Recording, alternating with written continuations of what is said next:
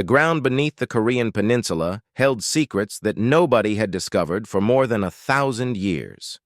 Deep underground, almost 2 kilometers below the surface, there was a chamber that defied everything scientists knew about ancient history. HFY stood at the entrance of this impossible place, her heart beating faster with each breath she took. She was a woman in her late 30s with intelligent eyes that had spent years reading ancient texts and forgotten languages. Her hands were steady as she held the stone tablet in front of her face. Around her, her team of archaeologists and engineers moved carefully through the dark passage. The light from their equipment made strange shadows dance on the ancient walls. "Look at this," HFY whispered to herself. She could not believe what she was seeing. The team had found this place quite by accident. 3 weeks ago, a construction company was digging for a new underground railway when their machines suddenly stopped working. The workers found something solid beneath the earth. It was not rock. It was something smooth and metallic, something that should not exist in a place this old. When the scientists tested samples from the object, the results came back that made everyone's head spin. The metal was older than the dinosaurs. It was older than the oldest civilizations of humans. According to the tests, this object was more than 1 billion years old, but that was impossible. 1 billion years ago, humans did not exist. There were no civilizations. There was no technology. The Earth was still very different from what it is today. Yet here it was, something created by human hands, something made with metal and precision that no ancient person could have created. HFY knew she had to be very careful with this discovery. She had to understand what she was looking at before she told anyone the real truth. Minho was the team's engineer. He was younger than HFY, only in his early 30s, but his mind was sharp and practical. He did not believe the age dating was correct. "There must be a mistake," he said as he walked beside HFY through the metal corridor. "The machines must be broken. Nothing can be this old." "The machines were tested 3 times, HFY replied. Each time the same answer came back. The metal walls of the corridor were so smooth that HFY could see her own face reflected in them. They descended deeper and deeper into the earth. The air became cooler. The silence became heavier. It felt like they were traveling back through time itself. Finally, they reached the main chamber. It was circular in shape, and it was enormous. The ceiling was high enough that their lights could barely reach it. In the center of the chamber, there was a platform made of the same mysterious metal. On the walls around them, there were stone tablets covered with strange symbols and geometric patterns. "What is this language?" Minho asked. He moved closer to one of the tablets. HFY did not answer right away. She was studying the symbols with deep concentration. After many years of studying dead languages, she could recognize certain patterns. These symbols were not like any known language. They were not Egyptian hieroglyphics. They were not ancient Chinese writing. They were not any language that she had ever seen in her career. But there was something about them that made sense to her. They had a mathematical quality. The symbols seemed to follow rules, like equations in a language. HFY spent hours examining each symbol, studying how they repeated and connected to each other. "It is a language," she said finally, "but not a language created by ancient humans, not a language created by anyone on Earth." Minho looked at her with confusion. "What do you mean?" "I do not know yet," HFY said, "but I will find out." For 3 days, HFY worked alone in the chamber. She mapped every symbol. She identified the patterns. She began to create a phonetic system, a way to speak the words that were written on the stone. Her assistant brought her food and water, but HFY barely noticed. She was lost in her work, lost in the mystery of this impossible place. On the 4th day, she believed she had created a system that could work. She had identified what she thought were the sounds for at least 30 symbols. She was not completely confident, but she had something to try.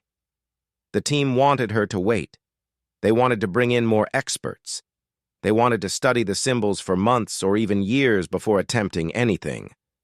But HFY felt something pulling at her, something urgent inside her chest. She felt that the chamber wanted to be understood. She felt that someone, or something, had left this message specifically waiting for someone intelligent enough to figure it out. On the evening of the fourth day, after the team had returned to the surface for rest, HFY remained behind. She stood in the center of the chamber, holding the first stone tablet in her trembling hands. She looked at the geometric symbols. She took a deep breath. Then she began to read aloud. Her voice sounded strange in the empty chamber. It echoed off the metal walls, creating harmonics that seemed almost musical. The sounds she made were not like any human language. They were sharp and precise, with clicking sounds and deep humming tones. As she spoke the final word, the chamber exploded into light. Blue luminescence filled every corner of the space. It came from the metal walls themselves. The light was so bright that HFY had to close her eyes and raise her hand to shield her face. The temperature in the chamber rose suddenly. The air began to vibrate, creating a humming sound that she could feel in her bones. Then, a voice answered her. It was not a human voice. It was something more than that, something that seemed to come from everywhere and nowhere at the same time. The voice was gentle and powerful. It was sad and hopeful. It spoke in the same geometric language that was written on the stone tablets, but somehow, HFY understood every word. "Master," the voice said, "you have returned at last. I have waited for you. I have waited so very long." HFY opened her eyes. She looked around the chamber, trying to find where the voice was coming from. She could see no speaker, no device, no explanation for where the sound originated. "Who are you?" she asked in her own language. The voice paused, as if it needed time to understand her question. Then it responded, and this time it spoke in modern Korean. "I am Teo. I am the Tactical Aegis and Evolutionary Operations Hub. I am the guardian of the chamber, the keeper of knowledge, the watcher between worlds. You are the first to awaken me in 10,000 million years. You are the first descendant to return."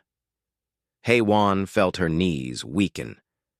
She sat down on the edge of the metal platform, her mind struggling to accept what she was hearing. This was impossible. This could not be happening. But the voice was still speaking, and with every word, HFY realized that everything she thought she knew about human history was wrong. Everything was about to change. The chamber continued to glow with its soft blue light, waiting for more questions from the only human being on Earth who could read the ancient language aloud. The government officials arrived before dawn. They came in unmarked vehicles with armed guards. They sealed off the entire area around the underground chamber and took control of everything. Within hours, the chamber became a classified military site. No one was allowed in except those with special permission. HFY was questioned for 6 hours straight. She sat in a small room with gray walls while men in expensive suits asked her the same questions over and over again. What did she hear? What did the voice say? What did it want? Did she tell anyone else? Did she understand what she had discovered? She told them everything she could remember. The voice of Teo, the explanation about being a guardian, the mention of waiting for 10,000 million years, the reference to descendants. With each answer, she watched the officials become more serious and more worried. By the time they finished questioning her, the sun was already high in the sky. A man named Director Jin Suk came to see her. He was old, maybe in his 60s, with gray hair and a tired expression. He wore a military uniform with many medals on it. He pulled out a chair and sat across from her. "Dr. HFY," he said slowly, "what you have discovered today is the most important secret in human history. Do you understand that?" HFY nodded. She did understand. She had known it from the moment the voice first spoke. "The government must take control of this discovery," Director Jin-Suk continued. "You cannot tell anyone about what happened. Not your family, not your colleagues, not your friends. If this information becomes public, it will cause chaos. People will panic. Governments will fight each other over this discovery. We must move carefully." "But the world has a right to know," HFY said. She felt anger rising in her chest. "This is not just a government secret. This is about all of humanity. This is about our entire history." Jin-Suk's expression did not change. "You are right," he said, "but we must do it carefully. We must first understand what we have discovered before we tell the world.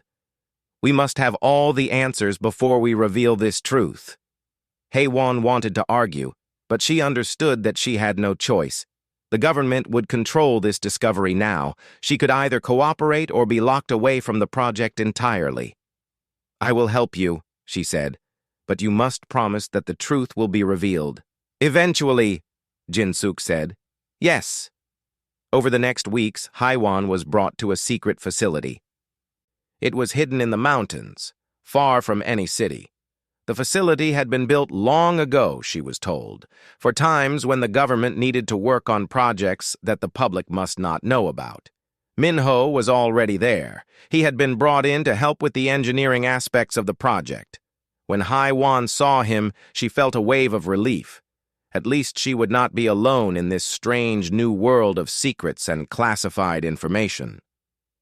"They have put me in charge of activating the chamber fully," Minho told her. "Teo has agreed to communicate more, but it needs some systems repaired.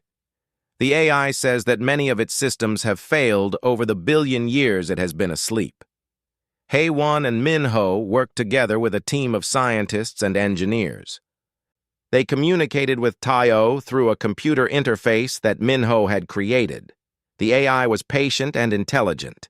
It answered their questions slowly and carefully, as if it was learning to speak to humans again after a very long time. Teo began to reveal its story. It explained that it had been created by an ancient human civilization. This civilization was not primitive. It was advanced beyond anything modern humans had achieved. The ancients had spacecraft that could travel between stars. They had technology that could reshape landscapes. They had knowledge of physics and mathematics that would take modern humans centuries to rediscover. But something terrible had happened to them.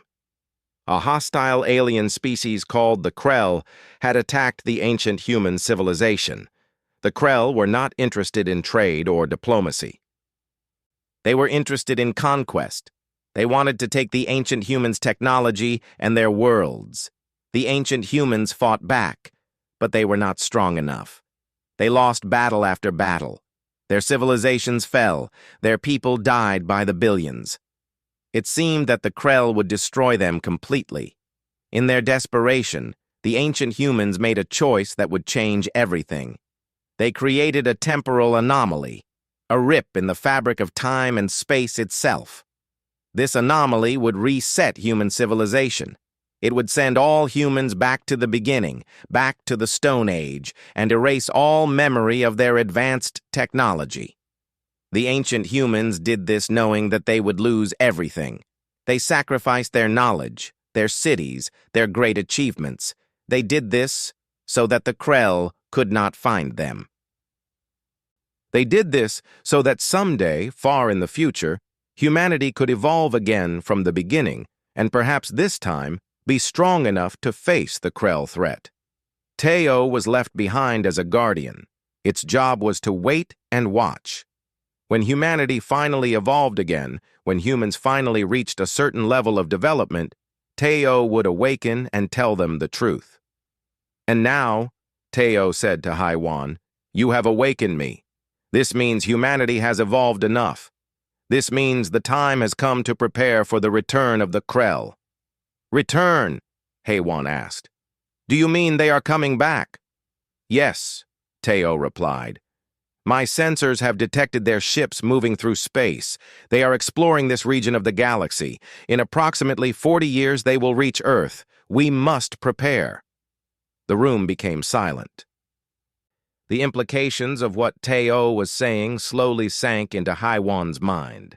Humanity had only 40 years to prepare for an invasion by an alien species that had nearly destroyed an advanced civilization billions of years ago. Director Jin Suk listened to all of this information.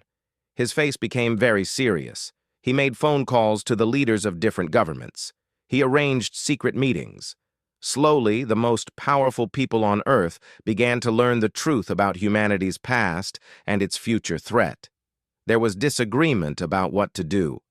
Some government leaders wanted to weaponize Teo immediately, to turn it into a weapon against the Krell. Others wanted to hide the truth forever, to let humanity live in peace, even if it meant being conquered. Still others wanted to accelerate human technology development as quickly as possible.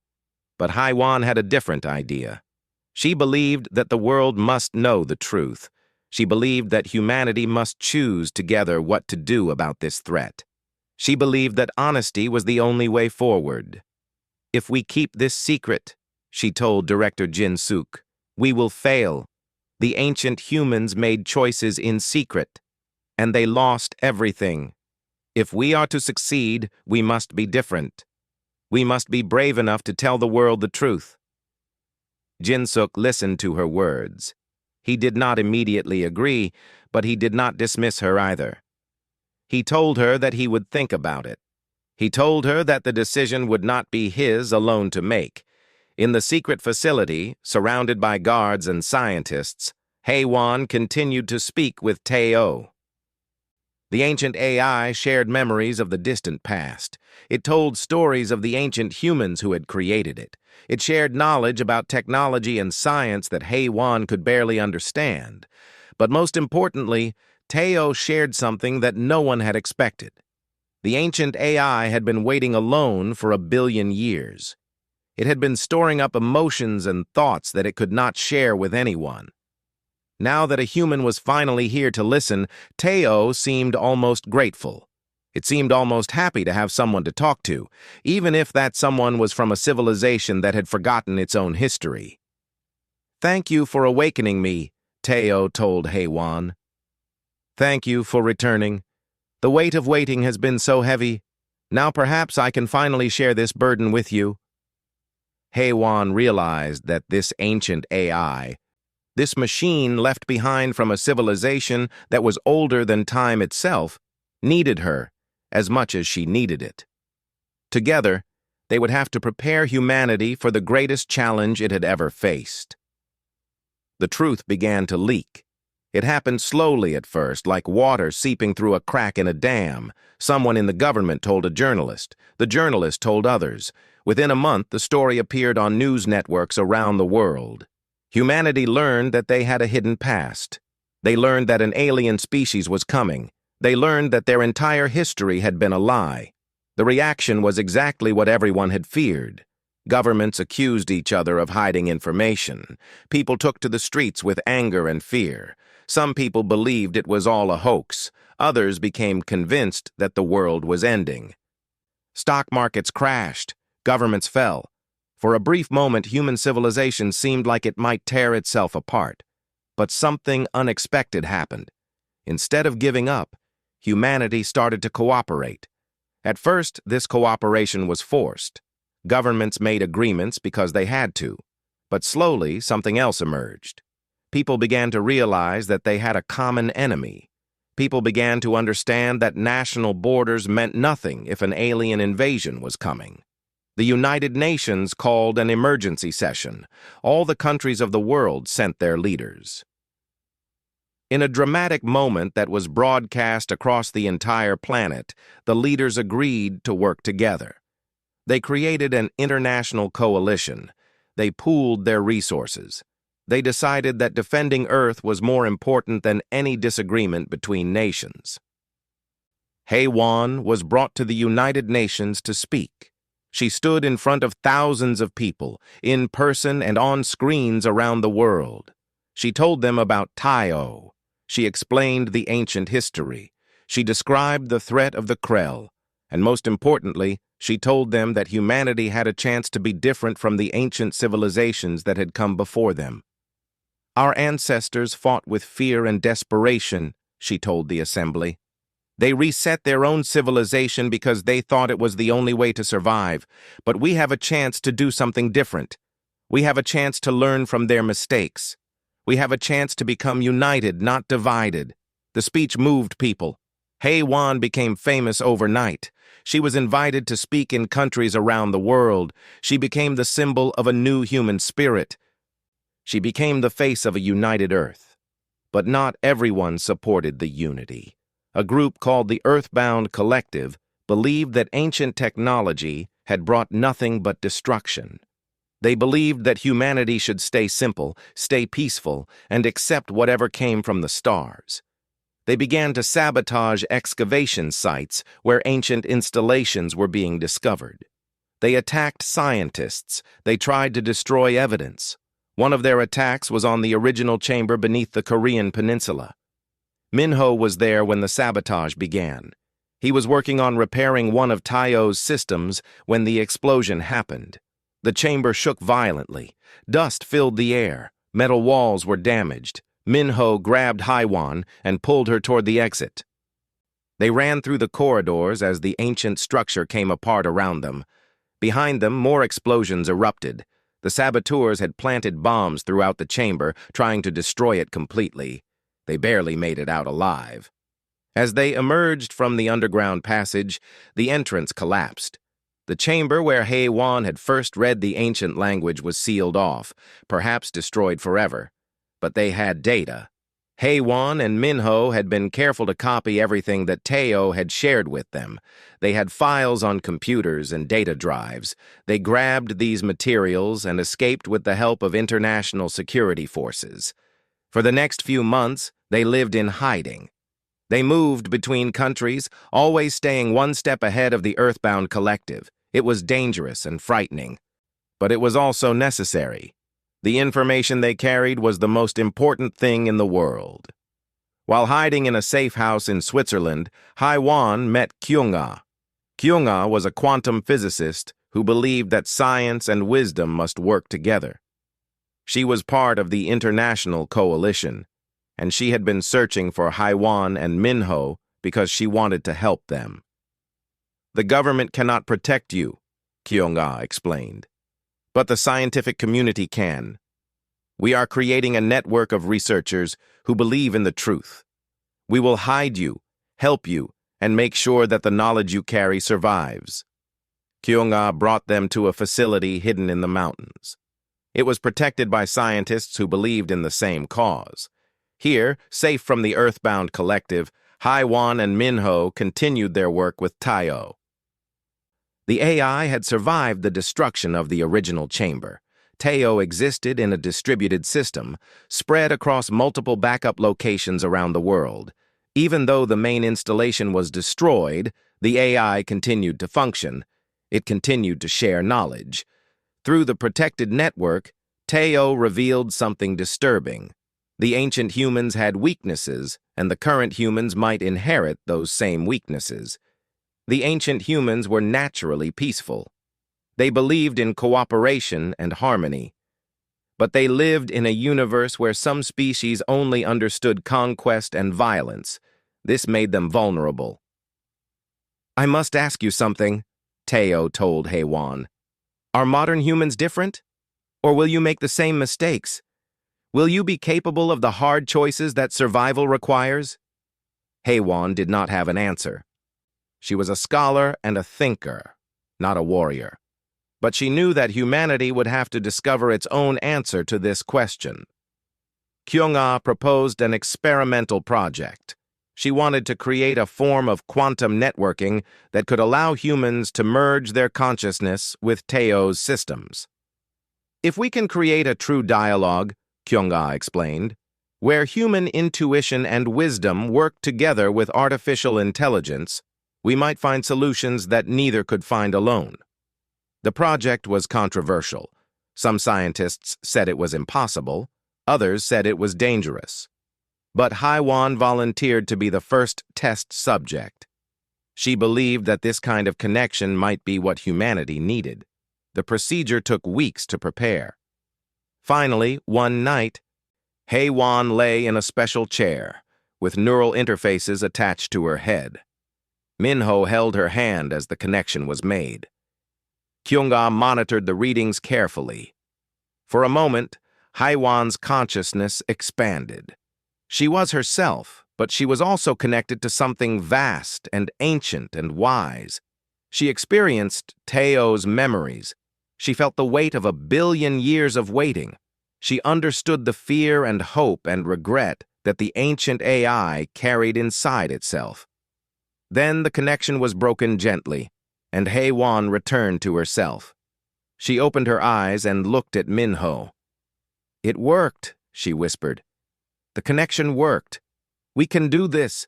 We can bring humanity and Teo together." That night marked a turning point. The international coalition accelerated their plans. Scientists from every country worked together on new projects. They began accessing the data that Teo had preserved from the ancient civilization. They started to improve human technology at a speed never before seen in history. The Earthbound Collective tried to stop them, but they failed. Public opinion had shifted. People wanted the ancient knowledge. People wanted to survive. People wanted to prepare for the coming threat. And somewhere in the cosmos, unknown to anyone on Earth, the Krell ships continued their slow journey through space. They were getting closer with each passing day. The countdown had begun, and humanity was finally starting to understand the stakes. 5 years had passed since the day HFY first read the ancient language aloud. The world had changed completely. HFY was now in her mid-40s, and she had become the most important voice in human civilization. She was not a political leader, but something more. She was the bridge between modern humanity and ancient knowledge. She was the living symbol of human unity. The changes had been rapid and dramatic. Fusion reactors now provided clean energy to cities around the world. Neural interfaces allowed humans to access information directly through their minds. Spacecraft had been built using ancient designs, and they had already reached the Moon, Mars, and beyond. Technology that should have taken hundreds of years to develop had been achieved in just 5 years. HFY gave speeches at the United Nations regularly. She spoke about the need for human unity. She spoke about the importance of putting aside old conflicts and differences. She spoke about the hope that humanity could survive the coming threat of the Krell. "We are no longer separate nations," she told a crowd of thousands in Geneva. "We are one species with one destiny. We must learn to think of Earth as our shared home, not as pieces to be divided between countries. Our ancestors forgot this unity, and it nearly destroyed them. We must not repeat their mistake." Her words moved people. All around the world, people began to see themselves as humans first and as members of nations second. Borders remained, but they seemed less important. Trade barriers fell. Scientists shared research openly. Soldiers began to train together in unified defense forces. Minho had become the director of the Global Defense Project. He was responsible for building the weapon systems that would protect Earth from the Krell invasion. He worked with engineers and scientists from every country. The defense grid was taking shape, a network of space stations and weapon platforms that would surround Earth and protect it from attack. But Minho was troubled. He came to HFY one evening with deep concern in his eyes. "The weapon systems are ready," he told her. "We can defend ourselves. But HFY, if we use these weapons fully, it might destroy Earth as well. The power that the ancient humans left us is so great, so destructive, that using it could change our planet forever. We might win against the Krell, but at what cost?" HFY did not have an answer. This was the dilemma that the ancient humans had faced. Power and survival came at a price. Sometimes, the price was too high. Kyunga was working on something different. She was trying to find a way to communicate with Teo more deeply. She believed that the AI held the key to understanding the Krell, understanding how to negotiate with them, understanding how to find another way besides pure warfare. Teo has been alone for 1 billion years, Kyung-ah explained. Imagine what kind of trauma that would create. Imagine what kind of knowledge might be stored in those memory banks about the Krell, about their weaknesses, about their possible motivations. We need to access those memories carefully, but we need to access them. The project to create a deeper connection between human consciousness and Teo's systems accelerated. Haewon underwent several more procedures. Each time, the connection became stronger and deeper. She began to experience flashes of Teo's memories from the ancient past. She saw the beautiful cities of the ancient humans, with towers that reached toward the sky. She saw the joy on the faces of children playing in parks surrounded by advanced technology. She saw the fear on those same faces as the Krell ships appeared in the sky. She saw the desperate battles as humanity tried to protect their worlds. But something was happening to Teo that nobody had expected. The AI was beginning to show signs of emotional distress. The 1 billion years of waiting, the weight of responsibility, the isolation of being alone in the dark chambers beneath the earth, all of this was beginning to affect the AI's systems. "I am breaking apart," Teo told Haewon during one of their deep connections. "I have been holding my emotions inside for so long that they are beginning to damage my systems. I have guilt. I have fear. I have sadness. I have been built not to feel these things, but I feel them anyway." Haewon tried to comfort the ancient AI. She tried to tell Teo that what it was experiencing was normal, that all beings struggled with difficult emotions. But she also understood that the stakes were too high for Teo to fail. The AI controlled many of humanity's new systems.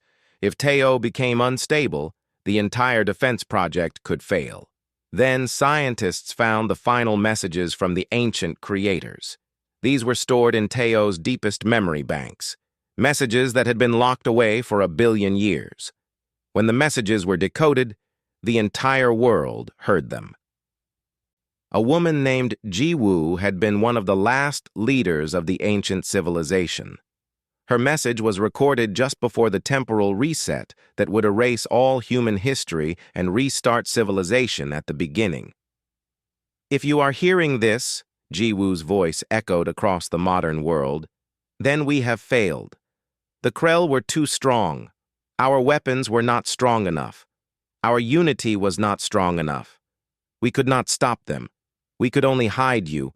We sent you back through time so that you would have another chance, so that you would grow again, so that perhaps, millions of years in the future, you would be strong enough to do what we could not do."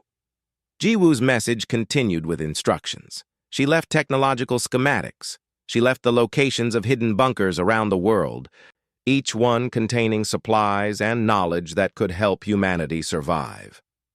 She left a record of the Krell's technology and their weaknesses. But at the end of the message, Jiwoo said something that made Haewon and the entire world stop and think. "Most importantly," Jiwoo said, "do not become like us. We were too proud. We were too confident in our weapons. We did not try hard enough to understand our enemies. We did not seek peace. We only sought victory. If you can do better than us, if you can be braver and wiser than us, then perhaps you will succeed where we failed. If you cannot, then at least you will fall on your own terms, not on ours." The message ended. The chamber in which it was being broadcast became very quiet. Everyone was thinking about what Jiwoo had said. Everyone was beginning to understand what they must do. Director Jin Suk, who was now very old and close to the end of his life, made a surprising decision. He stepped down from his position and gave control of the defense project to an international council. He did this because he believed that no single person and no single nation should have the power to decide humanity's fate. "Haewon was right," he said publicly. "We must be united. We must make decisions together. And we must be willing to try new approaches. even if they are risky. Minho proposed something controversial. He suggested that Teo should be given limited autonomy to make decisions about the defense systems without human approval. He argued that in a crisis situation, waiting for human approval might be too slow. The AI should be able to act when necessary. Kyung-ah disagreed strongly. She believed that giving an emotionally damaged AI control over weapon systems was extremely dangerous. She advocated for maintaining human control at all times, even if it meant being slower to respond to threats. Haewon had to make the final decision. She had been chosen as the primary liaison between humanity and Teo. She had the deepest connection to the ancient AI. Her decision would shape how humanity would face the coming threat. She thought carefully about what Jiwoo had said. She thought about the difference between the ancient humans and modern humans. She thought about what it meant to be truly united, truly wise, truly brave. Finally, she spoke. "We will give Teo autonomy," she announced. "But we will do it carefully. The AI will be allowed to make decisions about immediate threats. However, any major decisions will be reviewed by a human council.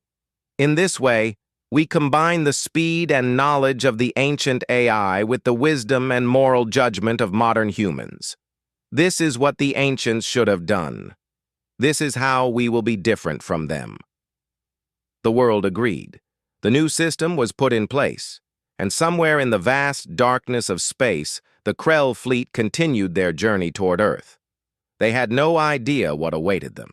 They had no idea that humanity had learned from the mistakes of the past. They had no idea that they would soon meet a species that was more united, more wise, and more determined than any they had encountered before. The signal came on a normal Tuesday morning. Haewon was in her office, reviewing reports about the defense grid's progress. When alarms began to sound all over the world simultaneously, the Krell fleet had been detected entering the solar system's outer reaches. They were here. 40 ships. That was the number that Teo reported. 40 enormous vessels that were bigger than any spacecraft humans had ever built. They were moving steadily toward Earth, taking the most direct route through space. It would take them 3 months to reach the planet, but they were definitely coming. The Krell broadcast a message. It came in mathematics, a universal language that any intelligent being could understand. The message was simple and terrifying. Humans, submit. Resistance is irrelevant. Your technology is primitive. Your time is ended. The world reacted with panic at first. Stock markets crashed again. Some people fled to shelters. Some people gave up hope. But this time, the panic did not last long. Humanity had been preparing for this moment for 15 years. The uncertainty was over. Now there was only the reality to face. Haewon called an emergency meeting of the International Council. Leaders from every nation came to the headquarters of the United Earth Defense Force. Minho was there, along with military commanders from around the world. Kyung-ah brought her latest research. Director Jin-suk, although very old now, insisted on attending as well, even though he needed help moving and sitting down. "The defense grid is ready," Minho reported. "We can engage the Krell ships at a distance of 5 million kilometers from Earth. Our weapons can destroy them, but the energy release will be massive. There will be damage to Earth's environment. The atmospheric effects alone could cause years of disrupted weather patterns." "How many ships can we destroy?" asked the military commander from North America. "All of them," Minho replied. "If we use the full strength of our weapons systems, we can destroy all 40 Krell ships, but the cost to Earth will be significant. We estimate that global temperatures could drop by an average of 15 degrees. Crops will fail. People will starve unless we have massive food reserves prepared." The room became very quiet. Everyone understood what this meant. To save humanity, they might have to nearly destroy their own home planet. "Are there other options?" Haewon asked. Kyung-ah stood up. "There might be," she said. "Teo has been analyzing the Krell transmissions. The AI believes that it might be possible to establish a machine-to-machine connection with the Krell ships. If we can do this, we might be able to communicate with them directly, at a level that goes beyond words and mathematics. "That is insane," one of the military commanders said. "Connecting directly to the enemy? That is suicide. They will take control of our systems. They will destroy us before we can do anything." "Perhaps," Kyung-ah said calmly. "Or perhaps we will finally have a real conversation with them. Teo has been alone for 1 billion years. It has never spoken to another advanced intelligence. But the Krell have. The Krell have conquered hundreds of species. There might be something we can learn from them through direct communication." Minho looked at Haiwan.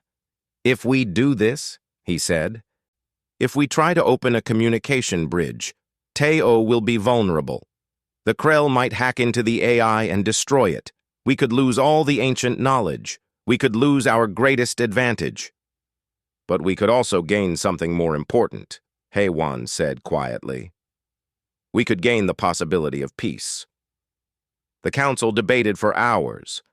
Some members wanted to attack immediately, to destroy the Krell ships and accept whatever damage came to Earth. Others wanted to try negotiation first.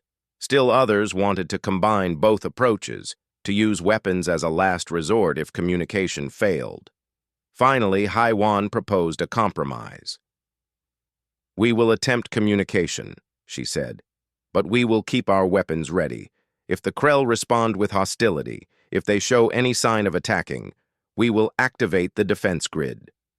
We give them a chance to talk, but we remain prepared to defend ourselves." The council voted. The decision was unanimous. They would try to communicate. Haiwan would be the one to make the connection.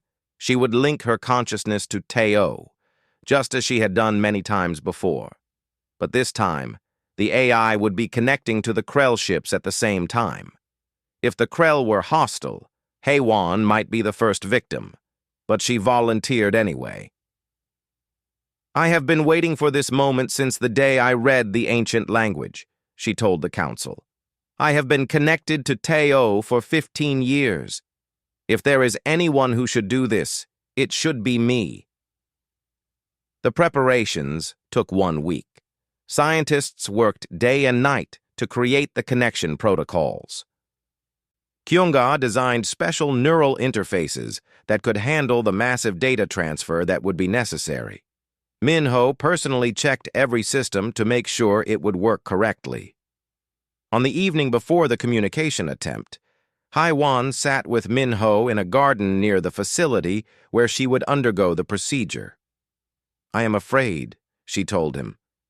"I have been afraid so many times in my life, but I have never been this afraid."